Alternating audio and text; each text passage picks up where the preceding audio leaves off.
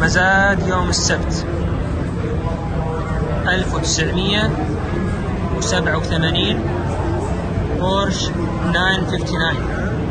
اللون الخارجي فضي ومن داخل العنابي أو البني الغامق.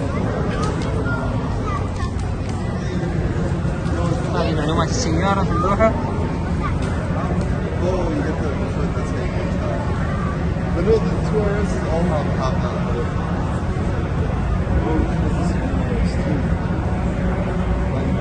مزادها بيكون بإذن الله يوم السبت. طبعا هي أحد السيارات اللي بتكون داخل المسابقة. هي 25 سيارة في المسابقة.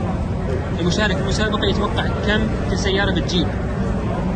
أقرب متسابق يتوقع جميع أسعار السيارات يفوز بسيارة ثانية. هذه البورش هي أحد السيارات اللي نقدر ندخل عليها مسابقة ونشارك فيها.